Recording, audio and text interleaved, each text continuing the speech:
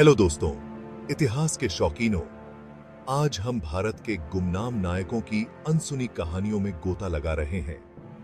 ये वो योद्धा हैं जिन्होंने इतिहास रचा, लेकिन किसी तरह सबकी नजरों से छूट गए।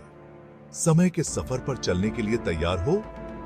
तो चलिए। सबसे पहले हमारे पास हैं प्रीतिलता वड्डेदार। कभी इनका नाम सुना है?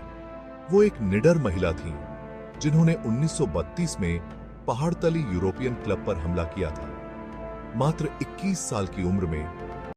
अगले हैं अल्लूरी सीताराम राजू। ये तो जैसे भारत के रॉबिन हुड थे। 1920 के दशक में उन्होंने अंग्रेजों के खिलाफ रंपा विद्रोह का नेतृत्व किया।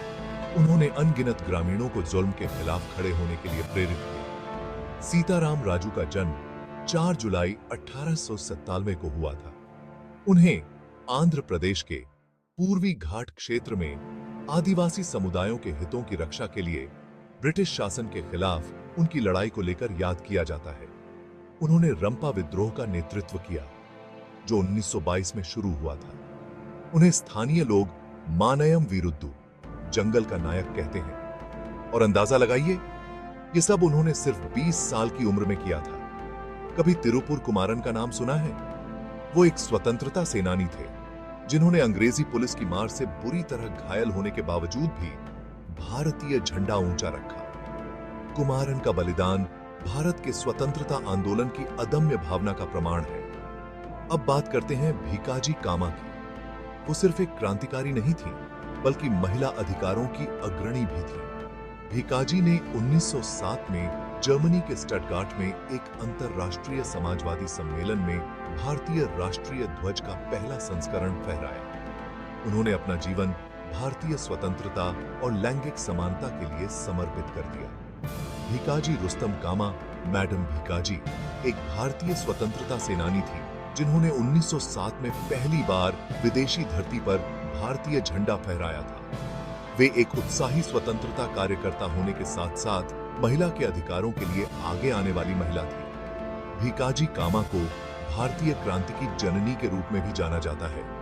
और अंत में 1857 के विद्रोह की भूली बिसरी नायिका रानी अवंतीबाई, एक योद्धा रानी जिन्होंने मध्य प्रदेश में अंग्रेजों के खिलाफ बहादुरी से लड़ाई लड़ी।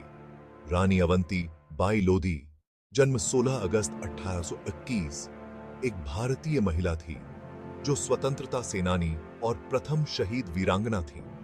यह मध्य प्रदेश में रामगढ़ राज परिवार की महिला नायिका थी।